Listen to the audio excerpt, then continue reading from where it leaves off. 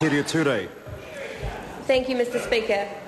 My question is to the Prime Minister and asks, does he stand by the statement made on his behalf, quote, "I do not accept the view that we are a deeply unequal country.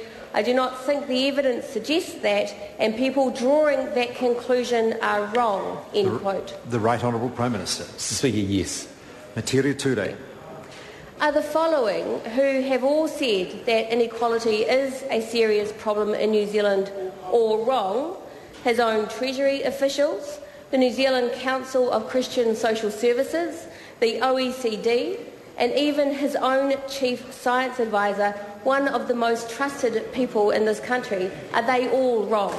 The Right Honourable Prime Minister. Well, Mr. Speaker, I think we all have to accept that there's a degree of inequality in New Zealand as there is in every country around the world. The proposition the member is putting up is that New Zealand is more deeply unequal than other countries, and that's the proposition that we reject. Metiria Turei. Point of order, sir. Point of order. Point of order. The question, while long, was very specific. Are they wrong? And the Prime Minister did not answer that question. I think the members can't expect ministers to say yes or no specifically to whether someone's right or wrong. The Prime Minister, I think, in answering that question, made it pretty clear his view in relation to the issue. I think it was a reasonable answer. Metiria Turei. Okay. Does he stand by the further statement made on his behalf last week, quote, "Having had a very good look at the Welfare Working Group report, I do not see any recommendations there that will increase inequality," end quote? The Right Honourable Prime Minister. Mr. Speaker, yes, and the reason why the Deputy Prime Minister made that statement on my behalf was because one of the core fundamental issues and propositions put up by the Welfare Working Group is to encourage and have measures to have people to be able to go into work, paid work, if they possibly can. Now, one of the reasons why there's tremendous inequality in countries and why there's inequality in New Zealand is that we have 13% of our working age population on a benefit. And if as a country we can encourage people, give them the skills, the training, the childcare to get into work, then I believe we can actually narrow that inequality. Metiria Turei. How does the fact that most beneficiaries will have less income under the Welfare Working Group recommendations impact on inequality? The Right Honourable Prime Minister. Mr. Speaker, because by definition, someone that's in paid employment will earn more than if they were on a benefit. Metiria Turei. Isn't it the case that the Welfare Working Group recommendations on abatement rates would actually penalise a sole parent in part-time work, leaving her with less money to feed her kids than she has now? The Right Honourable Prime Mr. Minister. Speaker, no, because I think one needs to look at all of the factors, and the member, I'm sure, will be aware by now that working for families has an in-work tax credit. If one looks at all of the redistribution mechanisms that take place under the government schemes, then in totality there's no question in my mind that someone would be better off in paid employment than in welfare. If they weren't, then that's a real indictment on the welfare system in New Zealand, because working New Zealanders should, by definition, have more income.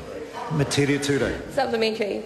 Doesn't the Prime Minister realise that an estimated 65,000 invalids beneficiaries will lose 9% of their income under the Welfare Working Group recommendations? And if so, how does this not increase inequality, particularly for the nearly 11,000 children in these families? The Right Honourable Prime Mr. Speaker, Minister. I think the member needs to wait and see what the final recommendations from the government are. We've seen recommendations from the Welfare Working Group, and as I've said, as a general proposition, their proposition is that if you can work, you should work, and that they came up with 43 recommendations, of which only one the government has said flatly it won't consider. Of the other 42, we would go away and look at that. But as I said to you, or as I said to the member, it's the government's view that if we can get people into paid employment, then we are making great strides for them. Now, not all people will be able to go into paid employment for obvious reasons. Metiria Turei. Thank you, Mr. Speaker. Will the Prime Minister now direct the ministerial group who are working on welfare reform to analyse the Welfare Working Group's recommendations for their impact on increasing inequality in Aotearoa? The Right Honourable Prime Minister. can't say that direction will be occurring exactly in the way that the member has said, but what I can say is, of course, we'll be asking the ministerial group and also all of the advisors from Treasury down to make sure that we give us advice on what is the overall impact on individuals. The government's aim is to see people to get into work if they possibly can, for their standard of living to increase and for their choices to increase. And what we know is if we go and have a look in New Zealand at the 360,000 approximately working age New Zealanders who are on a benefit, who are supporting broadly 220,000 children, they are coming from the most part, the lowest income homes. If that member was actually serious about trying to fix this issue, she'd be joining the government and celebrating the fact we're doing something about it. But she seems to want to have people stuck on welfare for their entire life. No wonder she's going to be stuck in opposition for her career. The Honourable Trevor Mallard.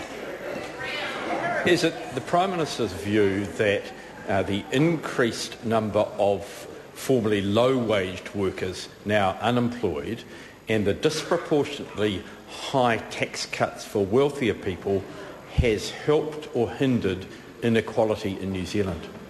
The Right Honourable Prime Minister. Mr Speaker, well, by definition, if someone goes from paid employment to a benefit, then that is negative for them. That's why the government has worked so hard and delivered such an outstanding budget that will have, in our view, about 170,000 jobs created. But I would draw the members' attention to this fact.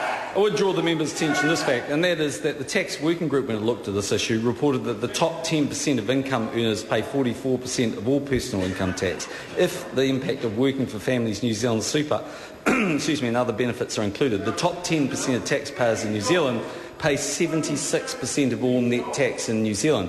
I'd say if 10% of New Zealanders are paying 76% of all net tax, that's a fair contribution from that 10%. The Honourable Trevor Mallard. Speaker, there was a lot of very interesting... point of order? Sorry. Yes, it is a point of order. A lot of very interesting information, sir, and the question was about the growth in inequality, which was not addressed by the Prime Minister. Well, I thought he did say that if more members go on to benefits, that's negative. I think the Prime Minister used that language. That's negative for equality, and so I think that it may not have been the answer exactly the member was looking for, but I think it would be unreasonable if I ruled that wasn't an answer. Question number 12, Claire Curran. Mr Speaker.